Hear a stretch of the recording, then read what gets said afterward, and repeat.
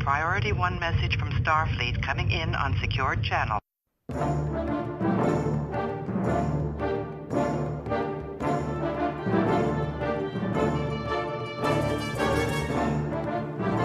You are listening to the TrekRanks podcast, a member of the Tricorder Transmissions Podcast Network.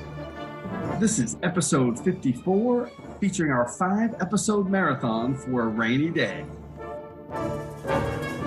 Welcome, Star Trek fans. I am Jim Moorhouse. I am the host of the TrekRanks podcast, and tonight we're just taking it easy. We are relaxing and kicking back, and we're going to turn on the TV and do what we all love to do on a lazy, rainy day.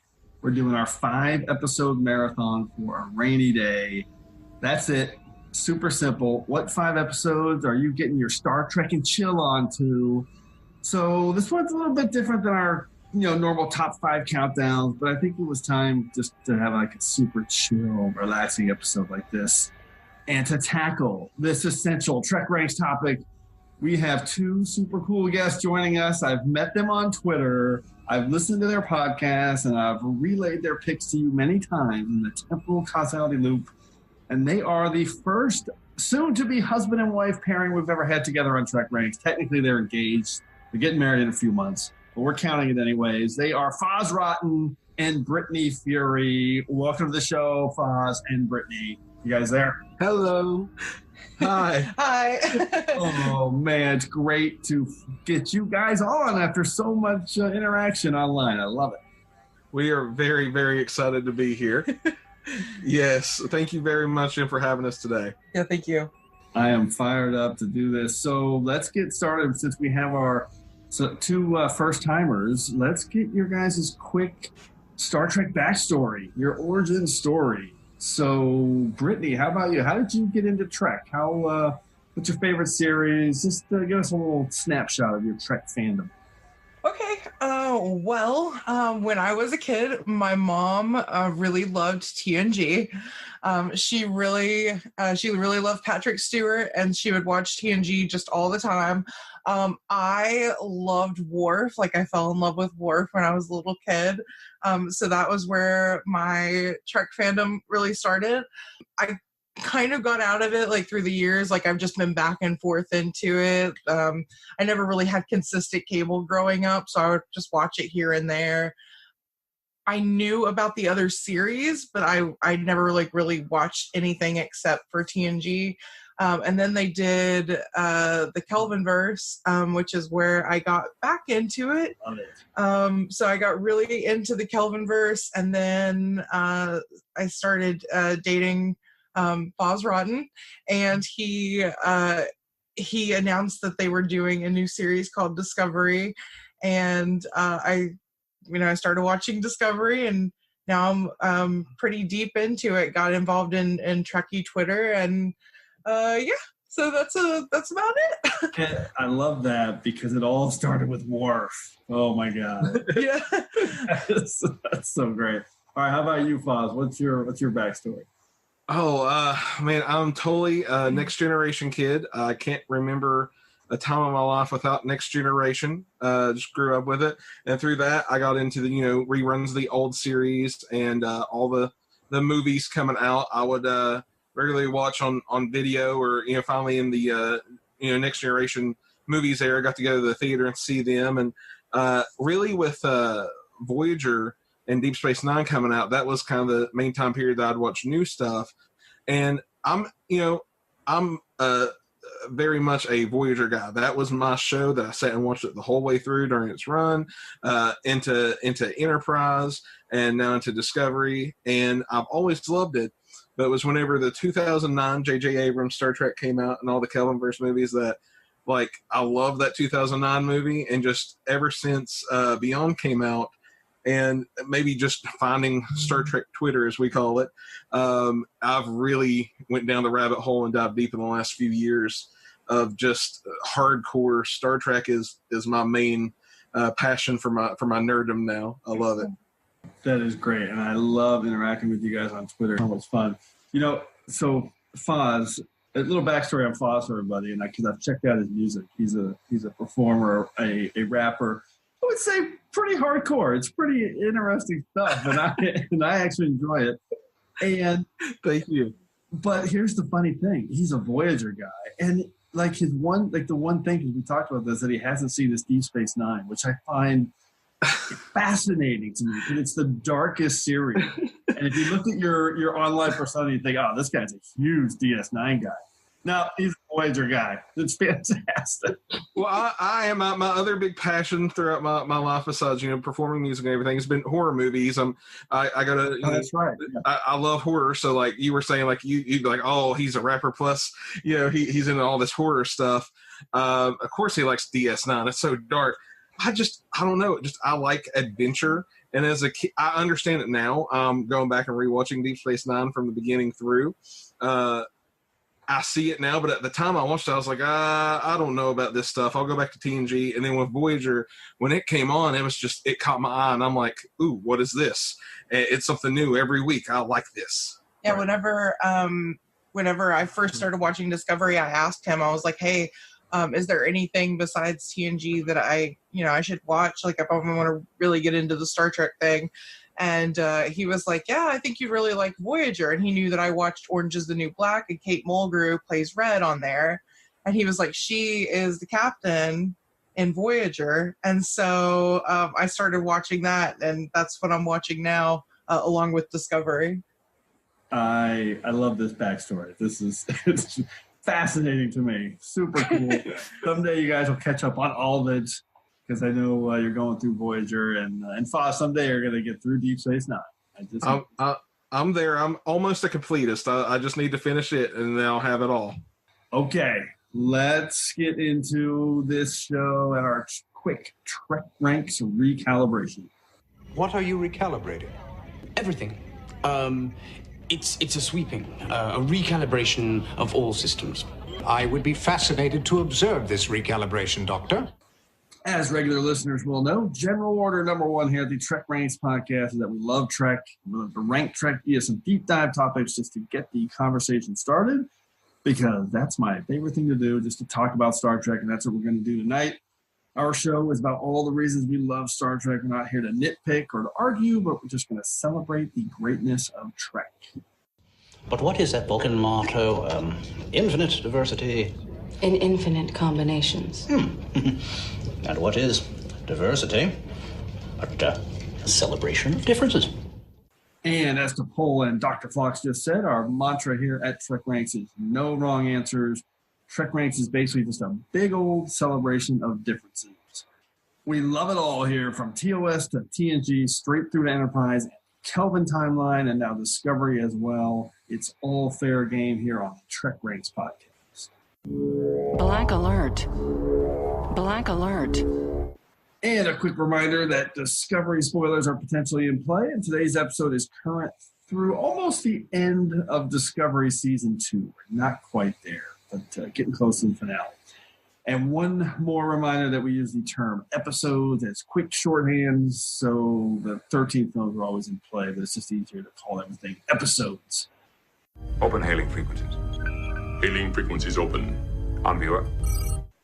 And you can find TrekRanks on the interface links at TrekRanks.com, and you can contact me directly on Twitter at TrekRanks or at Enterprise Extra. And you can also call and leave us a message with your own picks at 609-512-LLAP. That's 609-512-5527. Okay, Brittany and Foz, how can everyone get a hold of you guys on the net access interface? That is a Deep Space Nine reference, by the way. Brittany, how about you?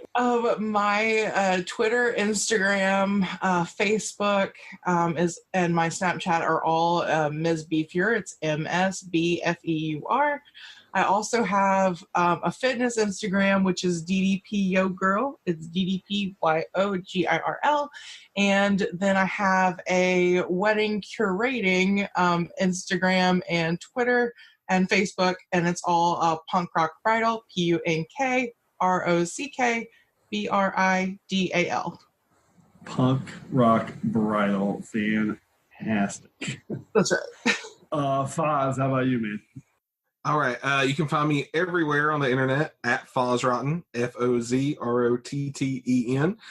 You can also find us on Letterboxd is something that I always make sure to mention because we're big movie people. And if you don't have a Letterboxd, I suggest everybody joining us on there where we log our movies that we watch throughout the year.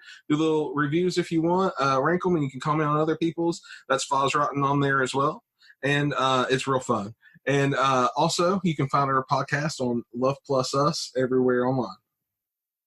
Okay, so this week we're skipping our diagnostic cycles and we jump straight into our Prime Directive and see how exactly each of us framed up our rainy day marathon. I do not concur with your captain's decision. She's following our Prime Directive. Define Prime Directive.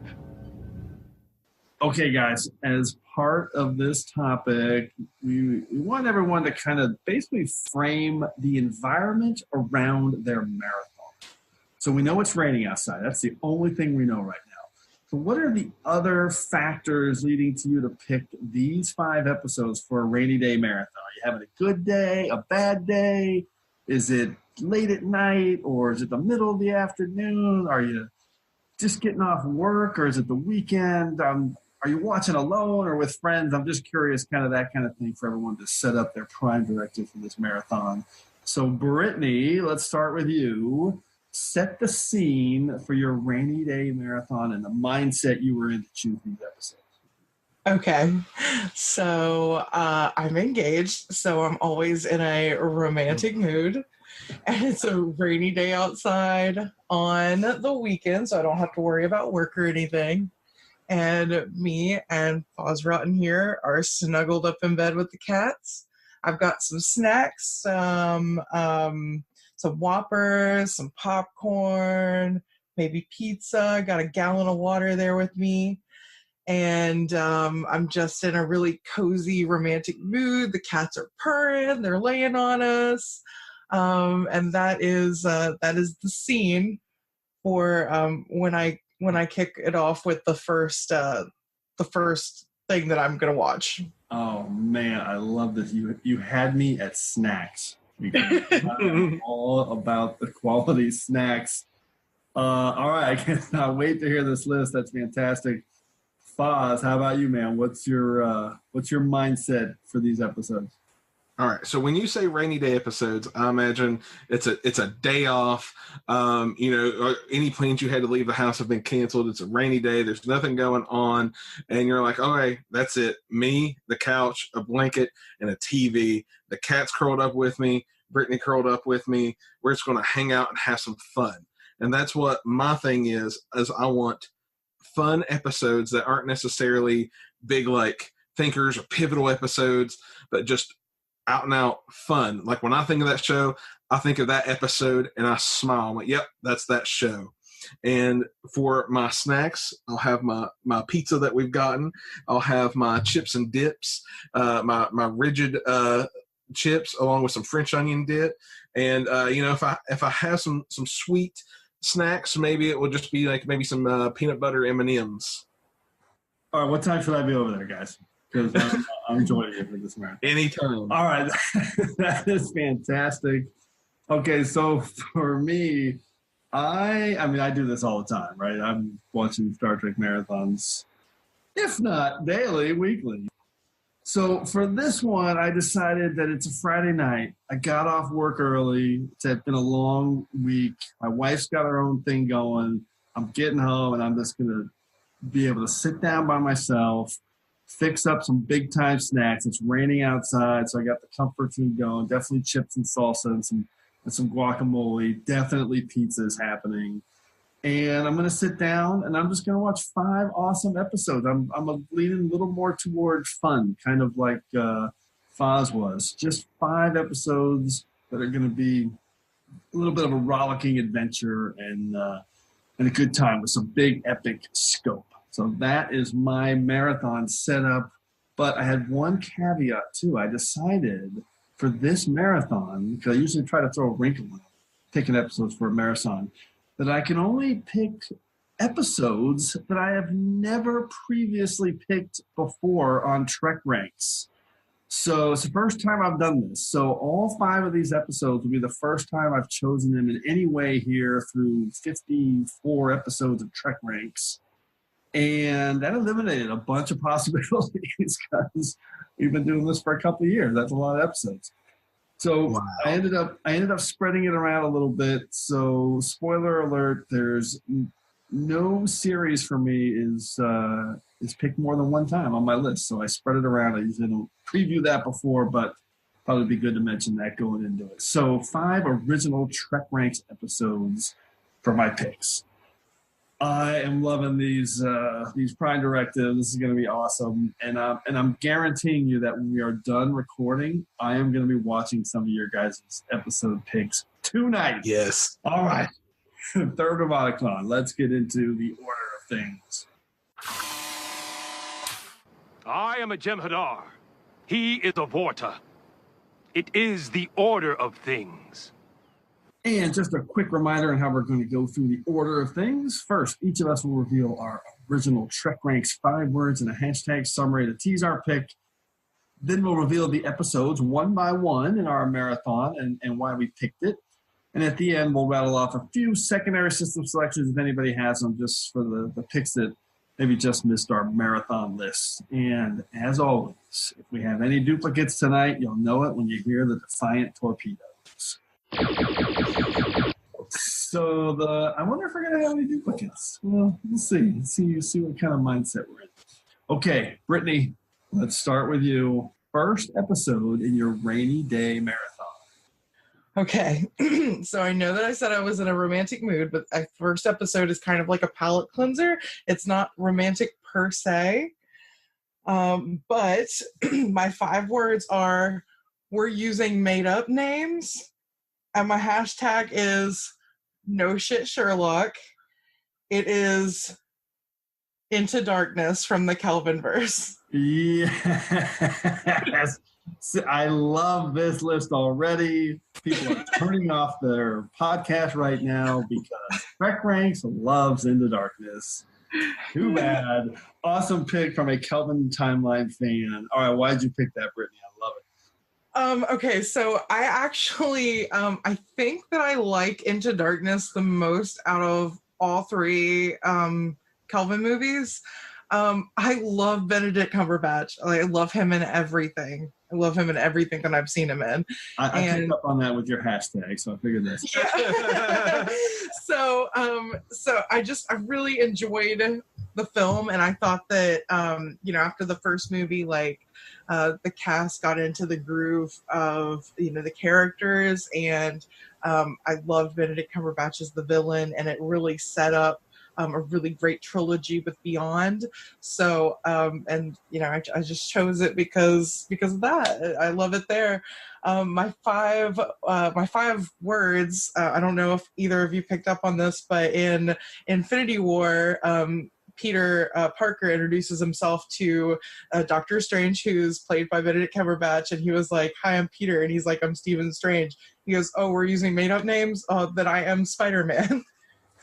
That is fantastic. So, that's where I got that. I remember that now. That's hilarious. Yeah. I love this pick, and I love Darkness. So, Foz, what's your take on that one? Well, as soon as she said the 5 words on the hashtag, I knew it. I had no idea. By the way, we should say this. Even though we're together here, we have no idea what each other's picks are. Yes, I'm glad you said that, because I knew that, and that's a good thing to make everybody aware of. Yeah, so they are revealing their picks to each other as we roll through. Yeah. So as soon as she said that, I knew she was going Into Darkness, and I was like, "Oh, I love this." I actually have grown to love Into Darkness. I've never not liked it, but over time it's really grown on me more and more every time I watch it, because specifically I said this on Twitter the last time I watched it. It's so fun. Yeah. Mm-hmm. Everybody says it's too dark. Oh, they go too dark with it. No, listen to the jokes on that. Simon Pegg has a field day with it. It is hilarious if you listen to it. Yeah, I totally agree with that. And then the other people like to say that it doesn't have a Star Trek message or kind of a morality to it. And it's like, watch it again. Trust me. There's a huge Star Trek message here at play. And it is so much fun. And one of the things I always jump onto is the first 10 minutes of this movie is like literally being dropped into the middle of a TOS episode. So people who are TOS fans that don't like this, it's so much fun.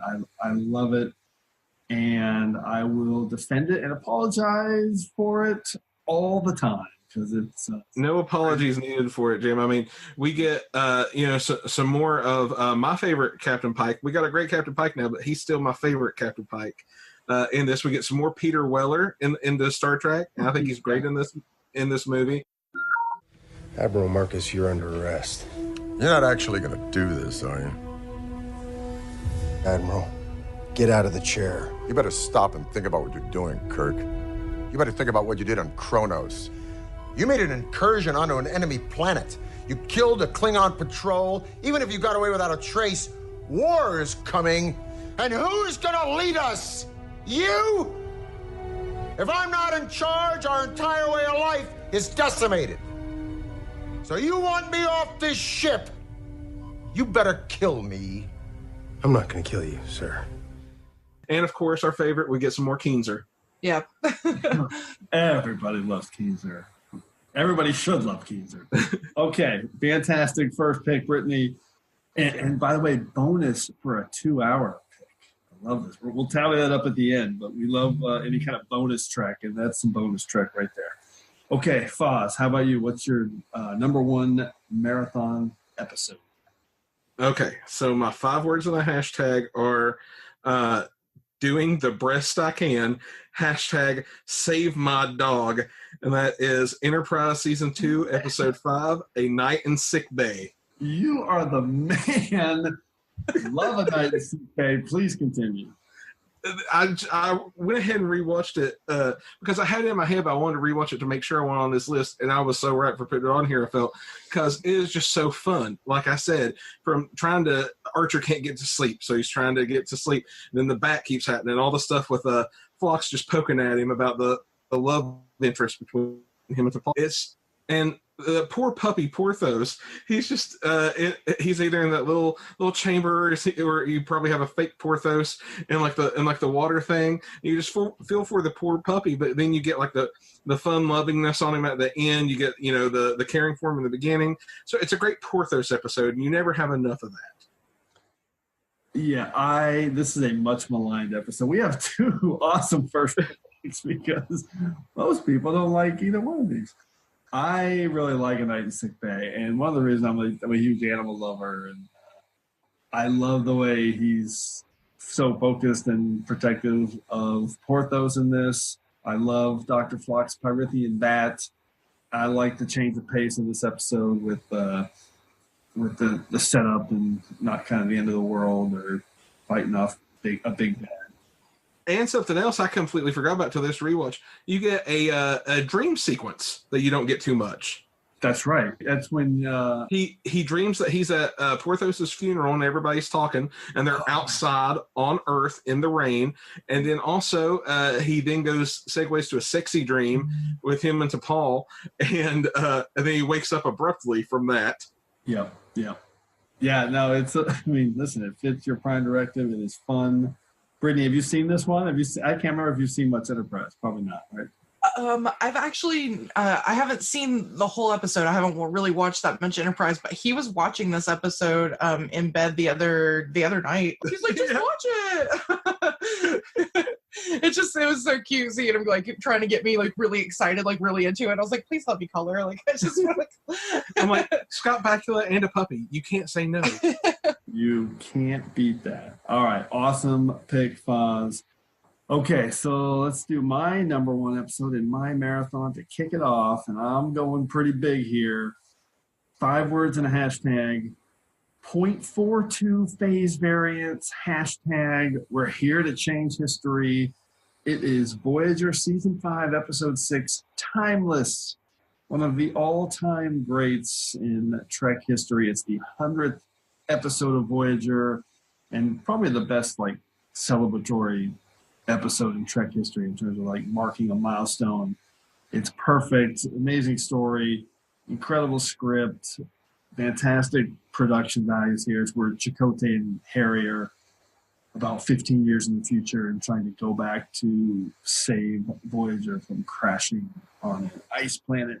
And it's worth saying that this is definitely Ensign Harry Kim's best episode. He's a much maligned character, but he's really the kind of center, the fulcrum of this episode. And it's easily the character's best and easily the best performance from Garrett Wang as well. So, and you got Captain LaForge shows up at the end, and that crazy Voyager crash landing on the ice planet. It's a genius episode. I love it. And all right, Foz, what's your take on this one? I love this episode. I'm so happy you picked this. It's actually one of my top 5 episodes of Voyager. Yeah, it's number 4, by the way, on TrekRanks. It is brilliant. There we go. That's what I'm talking about. And Chakotay's, I don't remember her name, but Chakotay's love interest in that future there, I always liked her and I always liked them together. I always wanted to see like that story of what happened. Yeah, her name is something like it's like Tessa Ormond or Tessa Omond or something. It's an interesting story because she's basically helping him and knowing that there's a pretty good chance she's not going to survive. Exactly. Like for them, they know that, okay, our lives are going to be better. But for her, she has no idea what that will make her history. Yeah, exactly. It's that's an interesting angle of this episode for sure. For sure. Brittany, have you seen this one? No, there's probably going to be a lot that I haven't seen, but I am doing a Voyager watch now. It's my first time viewing it. So I love all of the characters, and I'm just like really excited to see it. God bless Harry Kim, man. Like, bless his heart. I just want to like feed him some soup and pat him on the back and be like, it's okay, buddy. I love that Harry Kim perspective. That is perfect. All right, let's move on to round 2, our number 2 episode in our rainy day marathons. Brittany, what do you got? All right.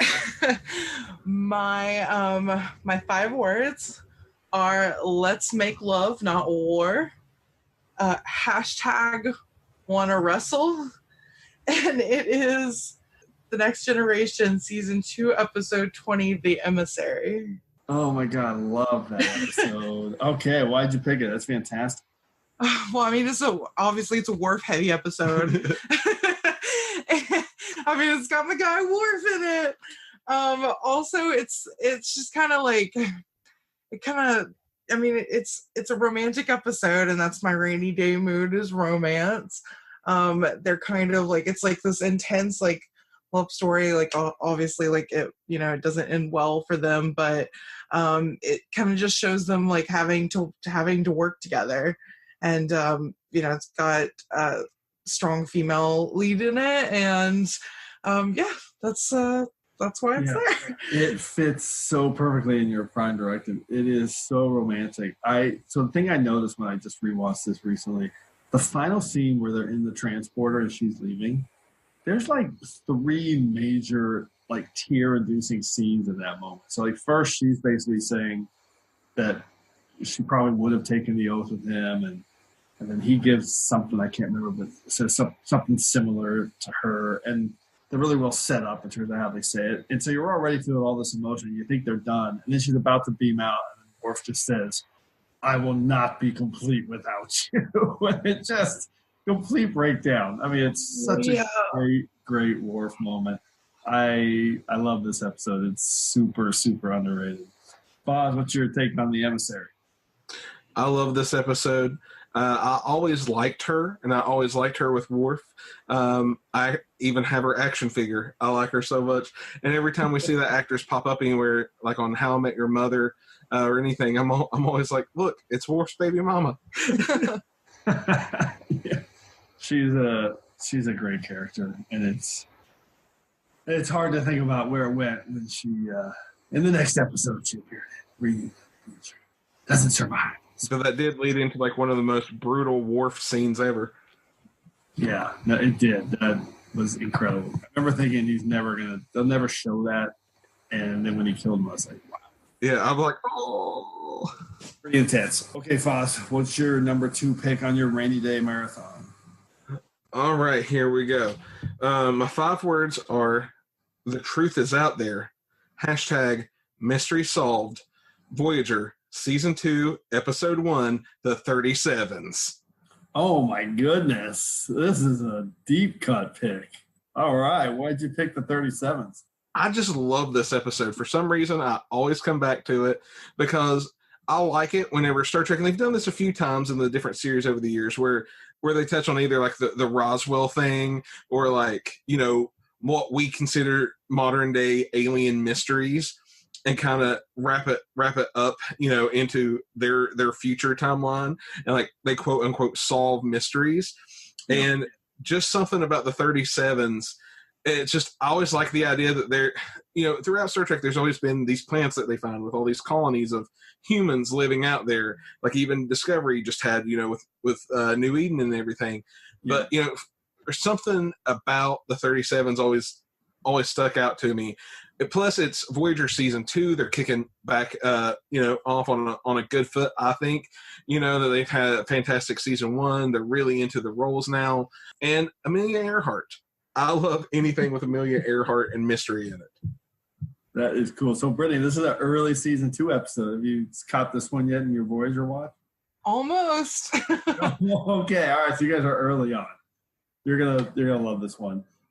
I love the setup for this episode when they find the truck floating in space and they bring it on board. There's just I mean, talk about setting up a mystery. It's just like, what in the world is this? And then when they start telling the story, you start thinking, that's makes a lot of sense how it might have been if aliens ever abducted a bunch of humans from the 1930s. Poor Harry. They always use him in such a way to like for the poor dumb audience. It's like Harry's like, wait, who's Amelia Earhart? And then they have to like tell Harry who Amelia Earhart was. Oh man, classic. Bless his heart. Bless his heart. Oh, Harry, we love you. Okay, my number 2 pick for my rainy day marathon is one you guys probably have not seen this one, but Foz, you're gonna love this one when you get to it. It is a Deep Space Nine episode, 5 words and a hashtag. They existed if we remember.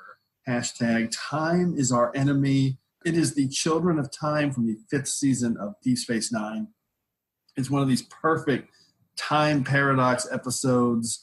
There's a bunch of great temporal technobabble. It basically the DS9 crew meets all of their descendants who are on a planet where they crashed and living and thriving when they're thrown back in time 200 years.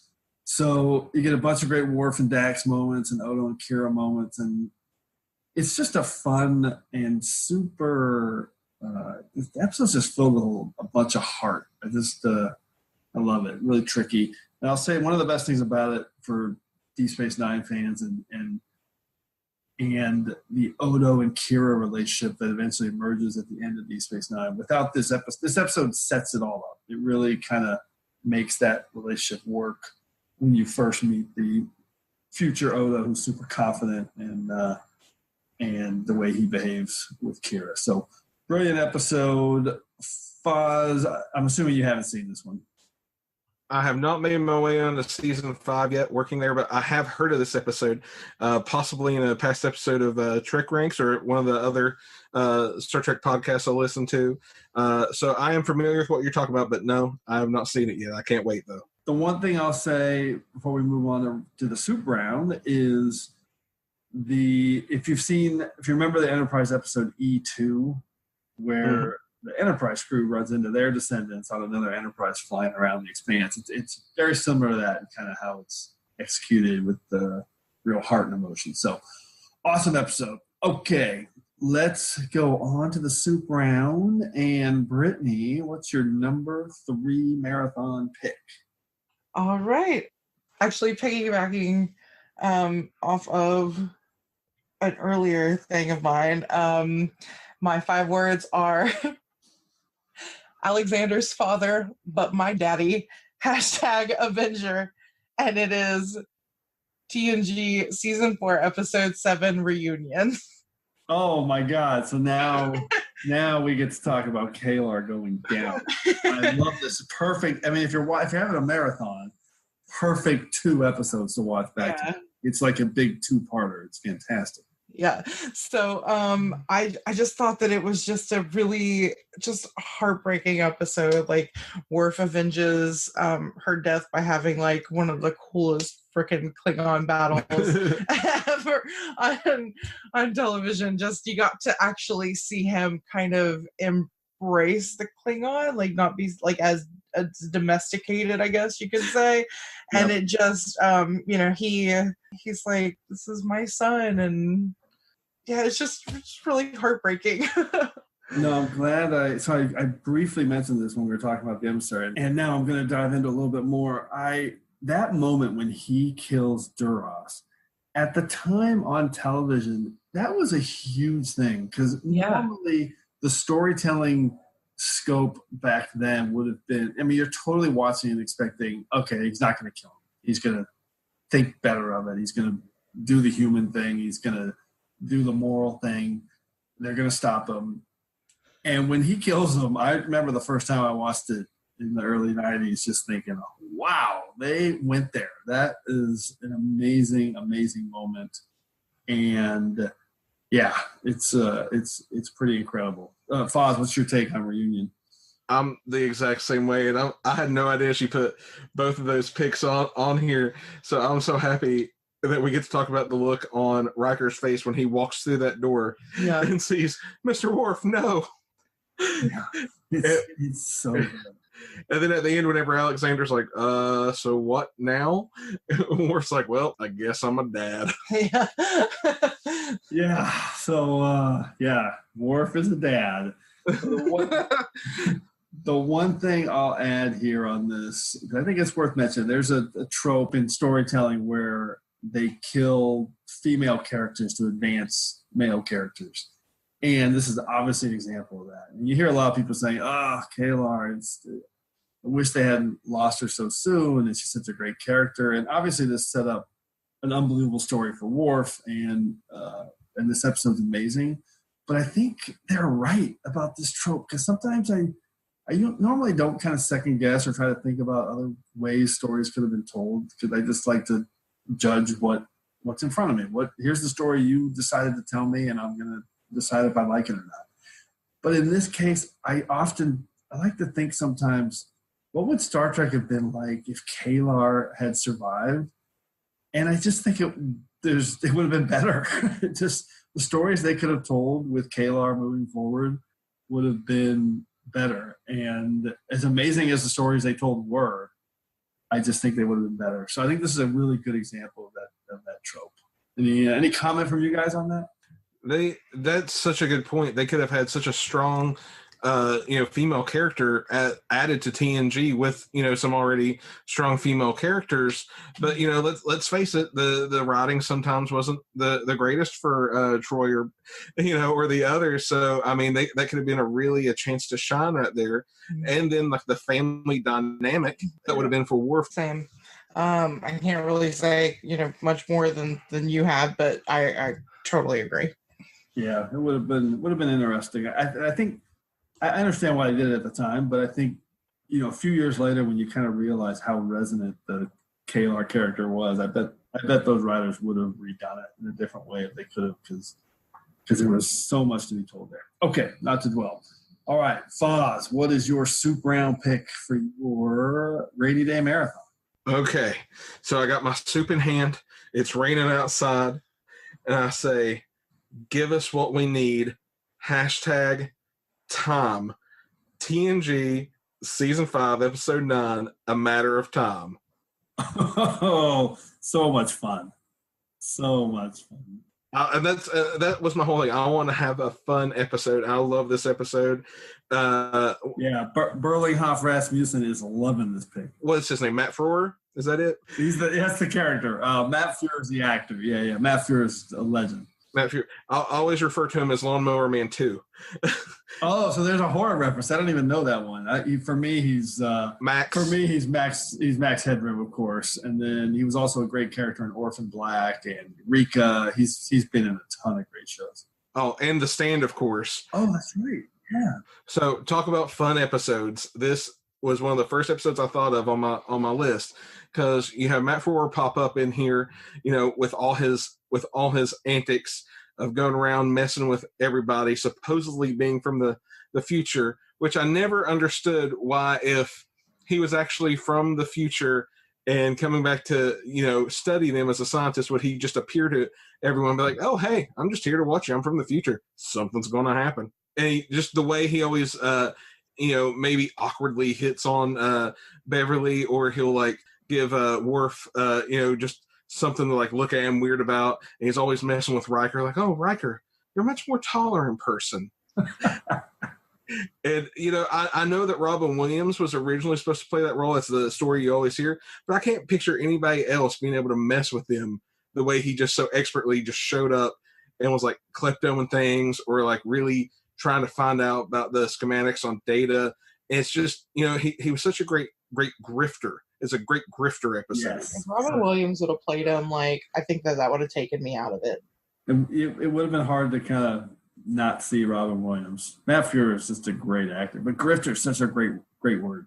Yeah, I love this episode. I remember watching it when I was a kid and being like, oh, that's Lawnmower Man 2. That's Max Headroom. That is so great. And my favorite moment is at the end, or in one of the dramatic build-ups when Picard's trying to make a decision and he just says, La Forge remains below. Not knowing whether that's a good thing or a bad thing. Really love that episode. It's a classic for TNG. Brittany, what's your take on that? You remember that one much? I remember it a little bit. Yeah, I definitely remember the actor. So that was really fun for me. I do remember the episode. Okay, let's close out the soup round with my number 3 pick. 5 words in a hashtag. Blue shirt Picard makes me sad. Hashtag human play Damjat.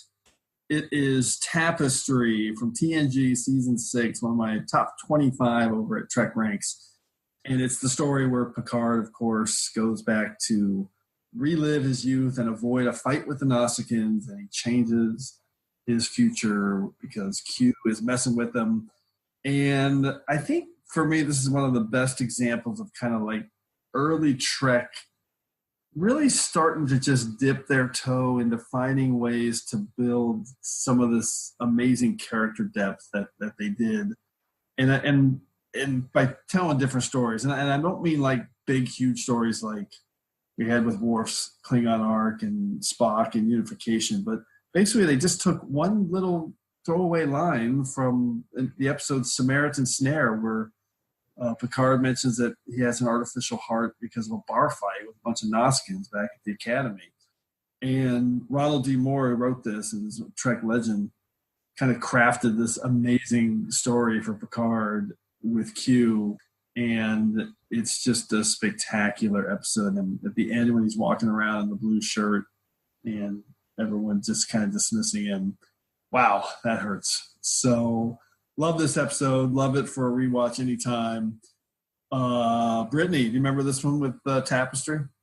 Very, very vaguely. I think this was kind of like during the time that I just didn't really have access to television that much. I do remember it very vaguely. It was kind of like a little bit of a weird episode to me, just like kind of like the It's a Wonderful Life type thing. And right. It seems like every TV show at some point in the 90s did some sort of It's a Wonderful Life type thing. That is true. But this one had Q, so it makes perfect sense. Foz, what's your take on Tapestry? It's a great episode. It's one that I don't revisit that much to think about, like, oh, I'm just going to pop on that episode. But every time I see it on like TV or it just pops up during a rewatch, I always really enjoy it. I love seeing Q anytime he pops up. He's one of the best mischief makers. And this one actually got pretty dark. I remember that, the knifing of Picard being like pretty grim and brutal.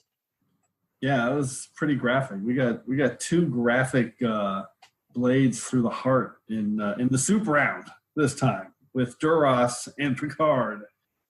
All right, so let's move on to round 4, our number 4 episode in our rainy day marathon. Brittany, what's your number 4 pick? All right. My 5 words are loved you for 1,000 years, and my hashtag is funny face. It is DSC Short Trek's Calypso. Oh my God. I love that episode. So great. Such a great pick. God, talk about a beautiful episode. Holy crap. It made me cry. Like, I cried. So heartbreaking and just a beautifully done episode. We went and saw like Passengers a couple years ago, and it actually reminded me a lot of Passengers, just being like deserted on a ship with just like AI interaction.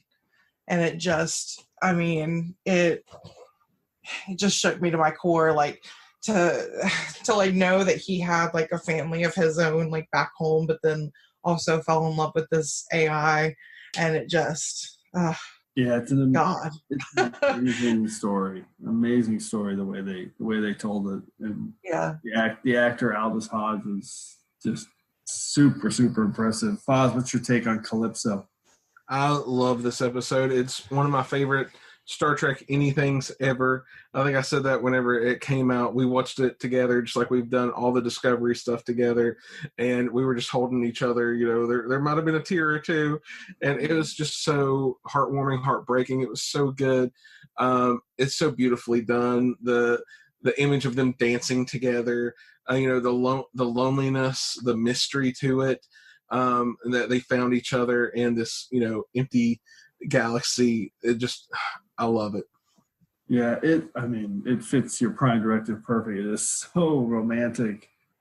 There's so much emotion, and I think I tweeted about this. My favorite scene is when he's kind of staring out the window, trying to remember kind of the lake that he used to go out on, and she's adding the water and the noise, and then he mentions the bird, and she adds the sound of the bird, and super emotional. That is an incredible short trek, and I love it. Okay, let's move on to Foz and your number 4 pick. What do you got in your rainy day marathon number 4? Okay, 5 words and a hashtag are the boy who cried Worf, hashtag shut up Q. I got TNG's season 3, episode 13, Deja Q. Oh, yes. I should have picked up on that. Took me a second. That is an awesome. You've been a pain in our backside enough. I love this episode. Why'd you pick it? Well, like what we were actually just talking about, before is how fun and, how much of a character Q is, and whenever he shows up, it's like, okay, it's one of those episodes normally. And this is just such a fun one where the Continuum kicks him out for being too much of a mischief maker, and he asks the Enterprise to take pity on him because for some reason he believes that him and Picard are friends, and then him and Data actually build a friendship together. Guinan messing with him so hardcore. And I really just thought Guinan was just going to beat the crap out of him. Well, she does stab him with a fork, so yeah, it's like I'm surprised she stopped there. And then you get to see the other Q pop in there at the end. Oh right, yeah, Corbin Burnson. Yep, I love him, Major League, and of course the dad on Psych. Yep, on Psych. Yep. This is just such a fun episode. It was one of my favorites as a kid, and it still has that feeling of fun every time you see it. Whether it's like the mariachi band at the end that pops up, or he's trying to figure out what's wrong with him, and he figures out he's hungry for the first time. I've heard it both ways. Psych reference. Yeah, when he's hungry. I mean, this is such a fun episode. It is so much fun. And it's got some heart too, because I love it where they're defending him and protecting him from the Calamarain, those aliens, and everyone's just like, he's not worth it. Why are we doing this? Because we're Starfleet. We're good people. It's a great episode. Super fun. Hashtag we are Starfleet. Hashtag we are Starfleet. Brittany, what's your take on Deja Q? John D. Lancey as Q is just always such a fun character. We know you're behind this, Q. These aren't my colors. And what are you blathering about, Riker? What kind of twisted pleasure does it give you to bring terror into their lives? Whose lives? The millions of people down there who are watching as their moon falls out of the sky. Oh, I haven't the vaguest idea what you're talking about, and I have a much more serious problem. I'm no longer a member of the Continuum. My superiors have decided to punish me. And punish us as well, it would seem. They say I've spread chaos through the universe, and they've stripped me of all my powers. You don't believe me, do you? Do you think I would humiliate myself like this? If it served your purpose, yes. It's the truth. I stand before you defrocked, condemned to be a member of this lowest of species, a normal, imperfect, lumpen human being. Data laughing at the end of the episode that was just hilarious. It is a really fun episode. You were actually watching this the other night too, weren't you? Mm-hmm. I was like, she's going to know my picks. Yeah, I forgot about Data laughing too in the mariachi band. Such a great episode. I wonder where this one ranks on TrekRanks. In my top 50 for sure. Pretty high. Okay, let's go to my number 4 pick in my rainy day marathon. 5 words and a hashtag. Archer's temporal parasites save Earth. Hashtag ultimate reset button episode. It is Twilight from Enterprise, Season 3, Episode number 8. My number 3 Enterprise episode of TrekRanks. And it's one of the all-time greats. Just an incredible story. Super big and epic with I think is probably the best use of the reset button in Trek history. You know, when something's going on and whether it's Year of Hell or The Visitor, or there's a ton of Trek episodes where there's a reset button at the end of the episode. And I think this one's probably the trickiest and one of the best, the way they do it with erasing these temporal parasites from Archer's head and putting him back where they started. So never get tired of watching it. I love how they basically cram so much story into 40 minutes. You got the Xindi arc in its entirety, you know, finding the Xindi weapon. They show Earth blowing up. They have fights with the Xindi on the ship and in space, and a bunch of huge action sequences and special effects. But then you also have all these great, really quiet, powerful moments between Archer and T'Pol. So it's just a really super effective episode. And also, Archer kills a Xindi with a Zephram Cochrane statue. Another stab through the heart. We have 3 now. That's fantastic. There you go. So, yeah, love this episode. Foz, what's your take on Twilight? I love it. I love Season 3. Now, this is the one where they kind of age Archer up every time, like you see him do that little flashback, right?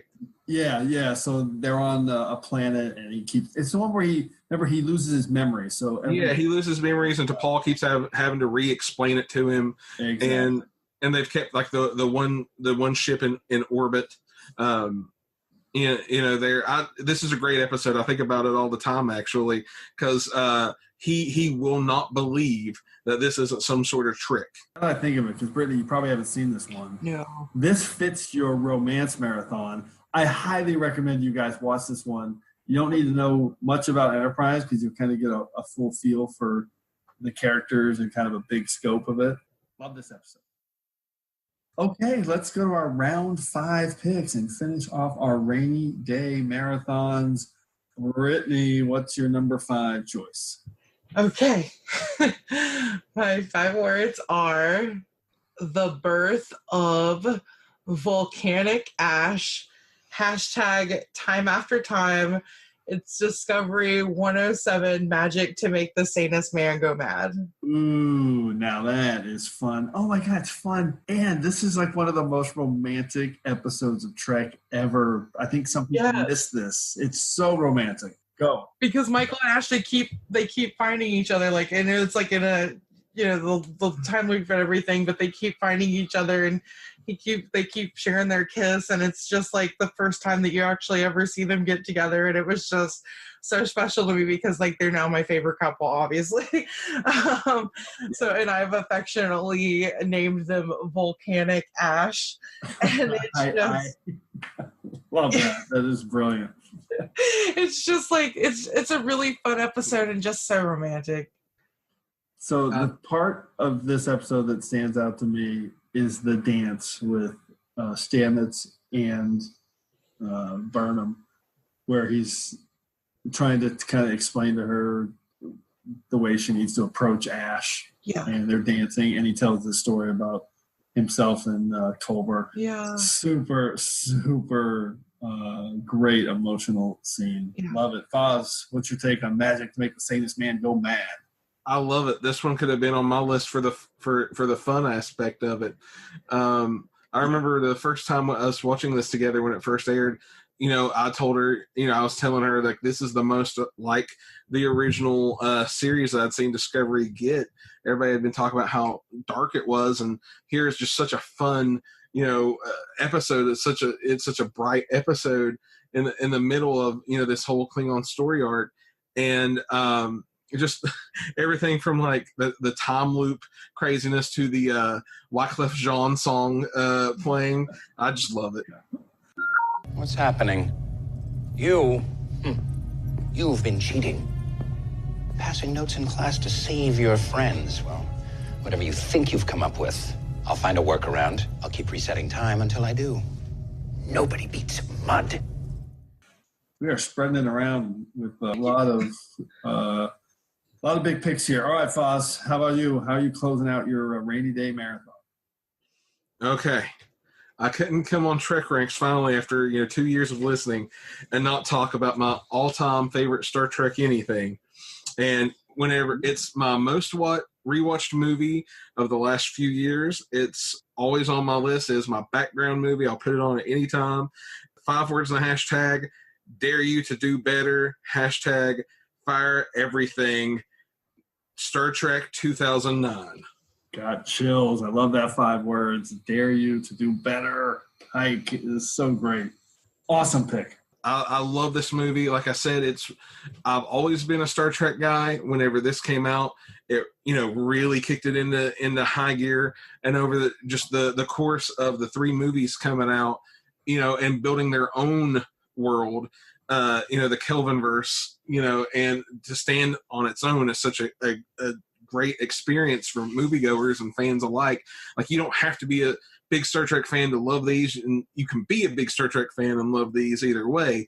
In my opinion, I think it's just perfect. You get little bits from everybody. It's spread out evenly. You get classic, what for me is classic Pike in this. Mm-hmm.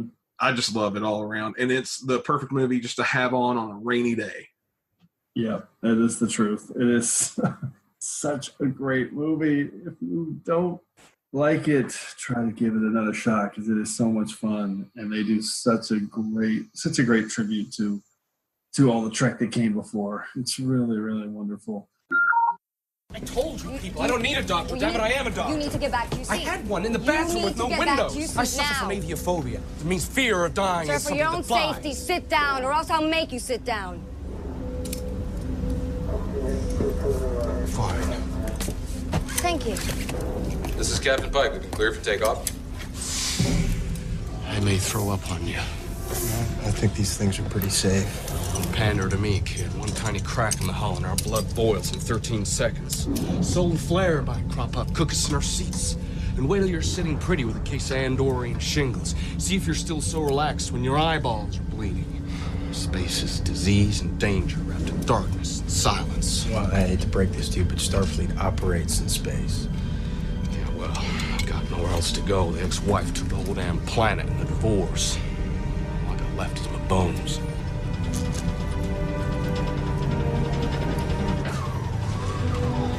Jim Kirk. Coy. Leonard McCoy. And I mean, Leonard Nimoy is in it. It is just another episode. If you're fine with Leonard Nimoy popping up in TNG, you should have no problem with this. Yeah, it's so emotional when he does show up. And I just remember thinking when he was in that when it came out, and at that time, of course, it was the latest incarnation, and thinking, man, how lucky are we? Leonard Nimoy was there at the start, and he's still here, and we still have him making these films. Incredible. Brittany, you chose Into Darkness, which is great. So now Star Trek 2009, what's your take on it? Star Trek 2009 was great. I mean, it got me back into the franchise, really. I saw this movie 4 times in theaters. Yeah, awesome. I think I saw it a lot. I mean, it was just, it was a really fun movie. I was really excited when I learned that Zachary Quinto was going to be playing Spock, riding off of the Heroes fame and everything. And I was even more floored to actually see Leonard freaking Nimoy pop up in it. So I mean, just an amazing job done with the casting. I mean, come on, like you can't really get much better than the casting. It was just perfect. And just a really fun movie. I hate Eric Bana's face though. I'm always gonna hate Eric Bana's face. But yeah, I mean it got me back into the franchise, so I just love the movie. Hello, Christopher. You literally can't the casting is immaculate. It's just perfection. And I'm glad you brought that up about Zachary Quinto, because I watched Heroes and was a big fan of that series for the first couple of seasons. Me too. Zachary Quinto as Siler, and I remember the first time I heard a rumor that he might be Spock, I was like, yes, it has to be. Yeah. There's nobody that can do this like this guy in this role and at this time. It was so great that all came together. Well, I'm kind of bummed that I didn't pick Beyond, and then we'd have our first ever TrekRanks Kelvin timeline trifecta. But I didn't. So, but I did think about it. It was on my secondary systems. So there we go. That counts. So we were close. Okay. So my number 5 episode in my rainy day marathon, 5 words and a hashtag. Do you fly among the stars? Hashtag that's all Jacob needs to know. And it is Discovery Season 2. So just a brand new recent episode, New Eden, from earlier this season. I love this episode so much. And when we started talking about Marathon and some Trek, it kind of blows my mind that we now have like 25 plus episodes of Discovery, maybe even close to 30 when you count in the short treks. And as I was compiling this list, New Eden just kind of jumped out at me as a sneaky time travel story. And if you haven't picked up on my theme here, all my picks have a little bit of a time travel slant, and maybe not so little bit. They all kind of have a time travel slant. So I just love this episode. I've seen it 4 or 5 times now, even though it just came out here a few months ago. And it just feels like this totally great classic Trek standalone type episode, even though it's still weaved into the big season 2 arc of the Red Angel. It's just so much fun. I love the original take on this story, and I love that there's no like bad guy. There's no big bad in this episode. It's just them going down to this planet, trying to figure out this mystery a little bit, getting confronted. But this Jacob guy, when he first shows up, you think, oh, he's gonna, be bad news or something. But no, the guy just wants to ask them questions, just wants them to tell him the truth. That's all he wants. Just tell me the truth. And once they do, he's like, that's good enough for me. I just needed to know that you're from Earth and that I'm not crazy. I love this episode. It's fantastic. Brittany, what's your take on New Eden? Well, I really love the episode too, and I'm actually really excited that you chose a Discovery episode. Yeah, no, I totally agree with you. There wasn't really a big bad. God, poor Jacob, man. He just wanted them to be honest. Pike handled the entire situation just very, very beautifully. I mean, I'm speechless. Like it was just a beautiful episode. Just really well acted. I love the idea that it was like a like not really a tech advanced civilization, and that he had known like there was almost kind of like Saruda, that there was just something else out there, and it just when Jacob gets them to admit, and he asks them, so you fly among the stars, and his arms are kind of out, and it's so So emotional. I love it. Foz, what's your take on New Eden? Oh, I love it. It's funny that you mentioned this when we were just talking about it ourselves, like in the kitchen just earlier, just talking. And the thing that sticks out to me about this that I knew would really make season 2, something special is it's the first episode I remember of them embracing the bridge crew more. Right. I feel bad. I can't remember her name right now, but the one girl, she's always at the console, and they take her on the away mission and give her a little bit of a backstory. Yeah. Yeah, Joanne Awosakan is the character. Really, really great. And she was great. She was able to, get them out of a tight situation in there. You got a little bit of her backstory. And from then on, you see in season 2, everybody has a name. Everybody has something. Yeah. So they're really building on that. I think by season 3, it'll be one of those things where everybody will get like their own episode or something, or like a feature. That would be great. I don't know if they're going to do that, but I would love that. I love her in this episode because I remember reading some people thinking, man, they had her go down there, but she didn't have much to do. I'm like, she had so much to do. She's an expert on the Luddite non-technology community. She helped them escape from the cellar that they were in, and she's the one that spotted the little girl with the phaser and realized the situation they were in before Pike jumped on it. So it is a perfect episode of Star Trek, full stop.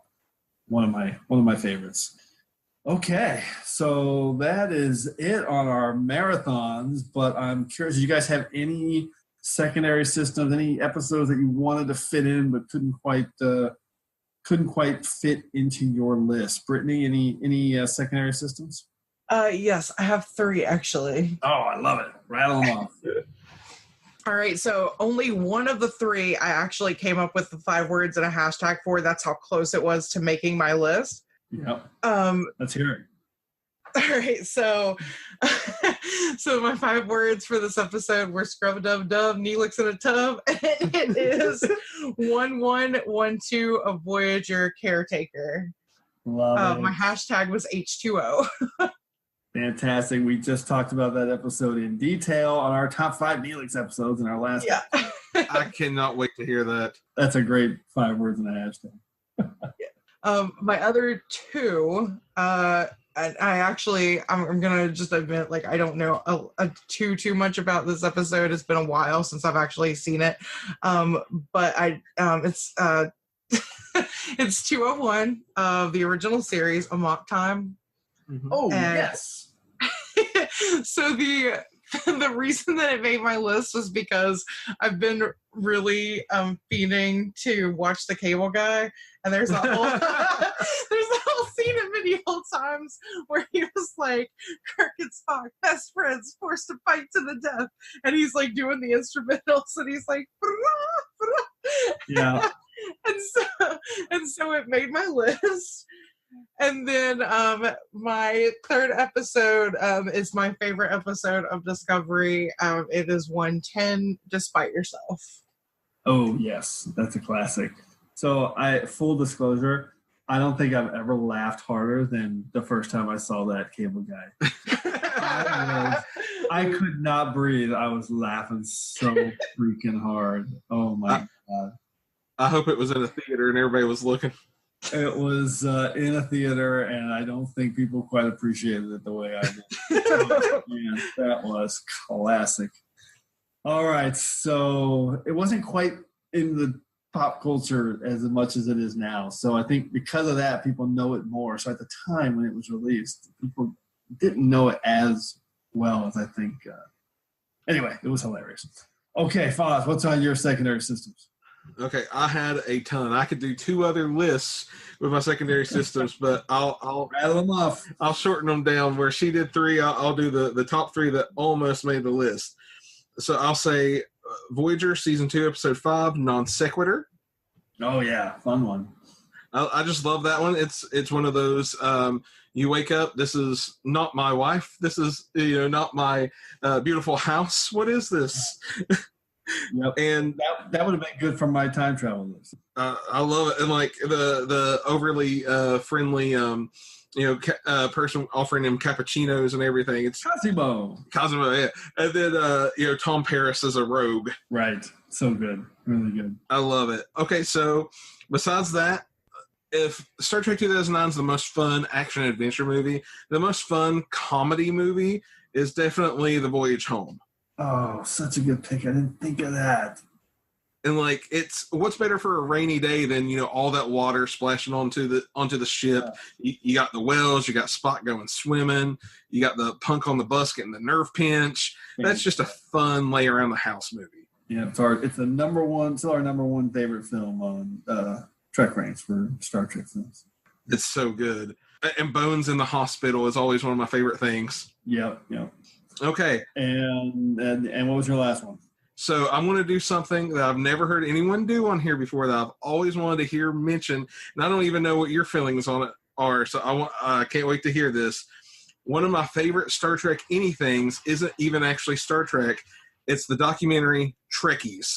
Oh, I love Trekkies, and I don't think it's really ever come up on TrekRanks. It's not, or I would have freaked out. Oh my God, I love this movie. So tell me why you pick it, then I'll tell you why I love it. Oh my God, I've watched it so many times. I used to have the VHS back in the day. I bought it on, I never got the DVD, but I found it on Vudu. It's actually on there, so I ended up buying the digital copy of both it and Part 2. They're both on there to watch, and I've rewatched this 100 times. You as a fan, especially, when it came out on video, you're just like, I'm not alone. I'm not the weirdest of the weird, and then you're like, I want to be with that person. I want to hang out with that person. I want to go to that dentist office. It just makes you feel like you are connected at a time that you had to just go to a convention or something to feel it. You couldn't just get on Twitter. Thank you, Foz. That is exactly my point. So a lot of people think this movie is insulting to Trekkies. Oh, no. And I just completely disagree. I love all these people. I want them all to be my friends. Every time I say, oh, I love this guy, love the dentist office. I've always loved this film. And when it kind of got out there that people didn't like it because they felt like it was denigrating, I was like, I didn't laugh at those people one time. I was laughing with them and just wanted to hang out with them, just like you just said. And Peter, you picked the worst time to call. Exactly. I think his name was Peter. I can't remember. Was it Peter? I can't remember. I think so. Yeah. Like I wanted to be friends with those people. I wanted to join the clubs. I wanted to go to those same conventions. Like I was just home alone in West Virginia, being the country kid watching Star Trek, and I wanted to be a part of it. Spectacular choice of Trekkies. First time mentioned on TrekRanks. Way too long here in episode 54. Okay, so I'll rattle off a few. My toughest cut was Future Imperfect from TNG, where Riker's the captain, and then we find out that the little boy whose name just jumped out of my head, Baresh, he just wanted a friend. Love that episode. I also had Time Escape and Time Zero, both from TNG. I considered the ship from Deep Space Nine, not a time travel episode, and then a special shout out to Flesh and Blood from Voyager. I marathoned that episode a lot. It's one of our top 10 on Voyager TrekRanks, and I love it. And I'm going to rattle off 5 episodes that I considered picking, but because I had already talked about them, I could not choose them. Stormfront from Enterprise, The Inner Light from TNG, Future's End from Voyager, Context is for Kings from Discovery, which is awesome, and Gambit, one of my favorite TNG episodes with swashbuckling Picard. Love it. I love this topic. I knew it was going to be a great conversation, but now it's time to wind this episode down and move into our weekly regeneration cycle. Computer, activate regeneration cycle. Alcoves beta and gamma. Let's recap our 5-episode rainy day marathons. Brittany, run down your 5. All right. Number 1, Into Darkness from the Kelvinverse. Number 2, The Emissary from TNG. Number 3, Reunion from TNG. Number 4, Calypso from the Discovery short tracks, and number 5, Magic to Make the Sanus Band Go Mad from Discovery Season 1. I love that Calypso pick. Fantastic. So you spread it around pretty good. You had 1 Kelvin timeline and 2 each from TNG and Discovery. Yep. So Foz, how about you? Rattle off your 5. All right. I got A Night in Sick Bay from Enterprise. I got the 37s from Voyager. I have A Matter of Time from TNG. Also Deja Q from TNG.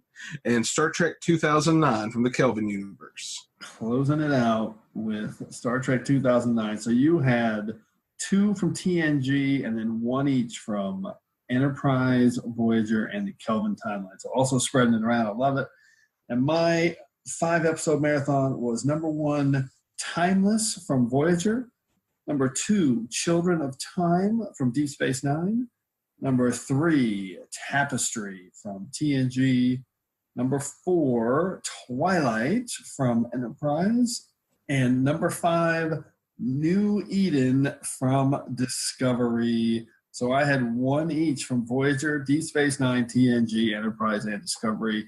And my picks were equal to 5 hours, but Foz and Brittany both had 6 hours of Trek.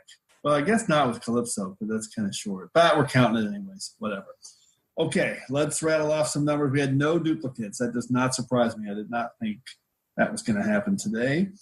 So there were no picks from TOS and 1 from Deep Space Nine, but then otherwise it was pretty good, spread around pretty well. We had 2 each from Voyager and Enterprise and the Kelvin timeline, 3 from Discovery, and 5 from the Next Generation. Fantastic. I love those lists and those marathons, and I'm going to go watch some of those as soon as we're done. But first, as we do every week, we have once again entered a temporal causality loop. So before we can depart, it's time to hear from you. The Enterprise has been caught up in a temporal causality loop, and I suspect that something similar may have happened to you. This week, we are jumping back to episode 50 in our special 50 episodes of TrekRanks special. So that was the episode in which we did our top 5 ships, as in spaceships. So I'm going to highlight a few of those picks. But before we do, just a quick update on our 50 episodes of TrekRanks sweepstakes. First off, a huge thanks for everyone who entered. We had about 15 entries that qualified, that correctly navigated all of our obstacles to enter. Get a lot more of that, but only a few answered all our questions right and got it all done. So we had a random drawing of those entries, and the big winner was Benjamin Perlman, who is on Twitter at BJP211. And yeah, really appreciate everyone who took the time to enter. And for those of you who did it, you can still leave us a great review wherever you listen to your podcast. But the contest is over. Okay. So on to the temporal causality loop. We got a ton of feedback on our top 5 ships on episode 50. And here are some of my favorite contributions with 5 words and a hashtag from Heather Kirby, who's at NerdyGirl33. Never apologize for being nerdy. She had the Delta Flyer and her 5 words and a hashtag. They built it themselves. Hashtag, how awesome is that? And you guys are going to love this. She picked the USS Vengeance. 5 words, big, badass, and beautiful. Love that ship. That is super cool, from Into Darkness. Mm-hmm. And Jeff Owen, who is at NCC_17 Formula 1, he picked Captain Proton's rocket from Voyager. And I love that deep cut pick. So that's awesome. So good. I don't think that one came up on the show, but we also had Rick Everson, who's been on the show, at Trek Fan Rick. He picked another awesome one for our guests, the Crossfield class, USS Discovery. His 5 words and a hashtag, sciencey ship with added mushrooms, hashtag where Starfleet spends its pennies. So I love that one. That's brilliant. Yeah, it's really good. From that great quote from Non at the beginning of season 2. He also picked, this is a super deep cut, the Nebula class, which is the USS Sutherland. That's the ship Data commanded in Redemption in TNG. Galaxy's take on Miranda class, hashtag Data's first command. I love that 5 words in the hashtag. Okay, I'm going to keep going. There's a couple more here. I got Rob Chapman. He picked the Nova class. Rob is at Trekkie Rob. He's been on the show before. Nova class, that's 5 words, sciencing in the Delta Quadrant, hashtag Equinox and Rhode Island. The Rhode Island, that's Captain LaForge's ship from Timeless, which is my episode that I picked today. And his 5 words in the hashtag for the USS Voyager, it survived the Delta Quadrant, hashtag Bioneural Badass. I did not plan that. We have 2 badass picks. I love that hashtag. And one more list. This is going to be a quick rattle off. It's probably my favorite list I've ever received. It's from Ross Webster, who's been featured here many times. We're finally getting him on the show in a couple of weeks. He's going to be on for one of our topics coming up. He's the guy I can never say his handle right. It's the Borg, but it's TEH Borg at Star Trek 1701, but Star Trek doesn't have any vowels. It's always really confusing. But what he did is he combined into one list our top 5 ships, spaceships, and top 5 ships, relationships, did it into one list, and here it is. From Voyager, Paris and Alice, from the episode Alice, where Paris gets possessed by the ship Alice. His number 4 pick, Picard and the Phoenix, from the first contact scene where Picard is having a moment with the Phoenix that's overseen by Deanna Troi, saying, do you two need a moment? Number 3, he picked Gomtu and Tam Elbrun from the great TNG episode Tin Man, and we know that Tam Elbrun ended up going off into the sunset, riding inside Gomtu, the spacefaring creature. Number 2, Riker and Minuet. So that's actually very similar to his number 1 pick, which was already featured on this episode. His number 1 top 5 ship, Zora and Kraft from Calypso. Nice. Discovery short tracks. I love that list because he combined it all into one. Really, really brilliant. That is such a good list. It's very creative. It's so smart. It really is. I love it. All right. Temporal causality loop is over. That's more than enough to get us out. So thanks again for everyone for all their feedback. Keep those lists coming to me at TrekRanks so we can retweet them, but we also want to hear from you too. So put together your own list of a 5-episode rainy day marathon and give us a call. We want to hear from you directly. Call us at the Tricorder Transmissions at 609-512-5527. That's 609-512-LLAP. Hopefully we'll hear from you so you can be featured on the next episode of Trek Ranks. And on the next episode of Trek Ranks, we are recapping that awesome 2nd season of Discovery.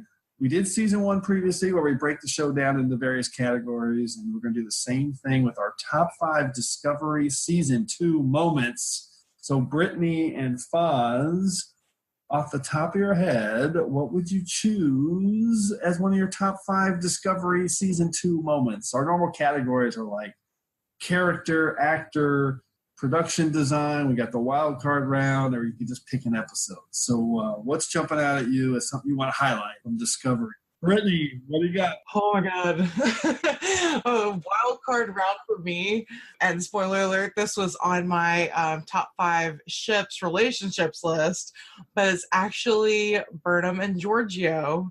Like Emperor Giorgio, just the relationship, the banter between them back and forth, that would definitely be a wild card round pick for me because there's just so much tension and so much energy between the two of them. It just makes me like laugh, and it just makes me so excited. Like I love what they've done, like bringing Michelle Yeoh back as Emperor Giorgio and in Section 31. It's just I love her character. I love it. Perfect pick for the Dabo round. Foz, how about you? What would you pick for Discovery Season 2 moment? The first thing that pops out at me is the moment in the only the real episode so far where her and Ash go into battle together against the other house of the Klingons there, and it's like you just see all the Feury come out. It's a full-on Klingon battle, and it's amazing. Yeah, from Point of Light, right? Yeah. Yeah, from early in the season. Yeah, that was an amazing Klingon fight scene. Love it. All right, great picks. So before we wrap it up, a huge thanks to our guests tonight, Brittany Feury and Mr. Foz Rotten. Loved finally getting you guys on and having you be part of the show. Any final Trek thoughts from you guys? Why don't you tell everybody about your podcast again, too? Thank you so much for having us on again. We had so much fun, and hopefully we can do it again. We have a podcast called Love Plus Us. It's kind of like a relationship podcast with a little bit of a nerdy twist. We chronicle our journey to our wedding in October and also share some tips to explore your nerddom while you're in a relationship. You can find that on Apple Podcasts, Google Play, everywhere, or just straight up on loveplusus.com. And all the social handles are at Love Plus Us, except Instagram is Love Plus Us Pod. Love it. I have listened to more than a few shows, and it's fantastic. Love getting you guys on. Great job. Super cool. And I'm already looking forward to the next time.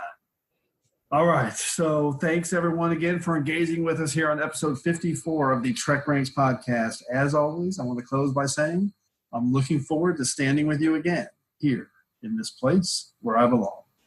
That's a famous quote from Ben Sisko. Dax to Cisco. Go ahead.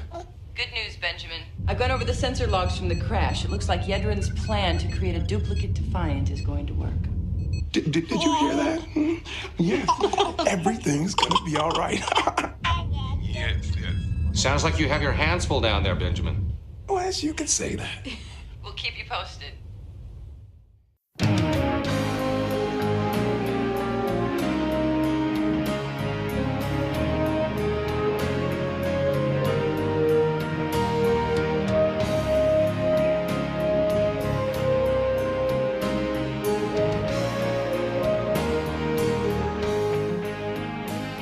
Hi there, thanks again for listening. If you're cruising the galaxy looking for even more Trek talk, why not visit our good friends Bill and Dan over at TrekGeeks.com?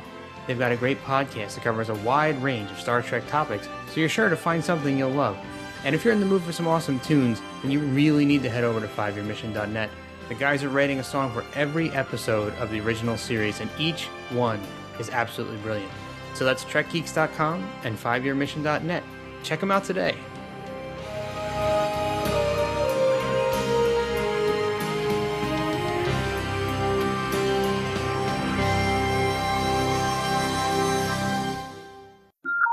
Okay, that was fantastic. I can't believe you brought Trekkies. Such a great. I was like, I wonder what his reaction is going to be. Dude, so many people diss that movie because they think it makes fun of people. I'm just like, no, I love these people, so I won't let people say that. I'm so glad you said exactly what I was going to say. Just out of curiosity, for a second, did you ever watch the sequel, Trekkies 2?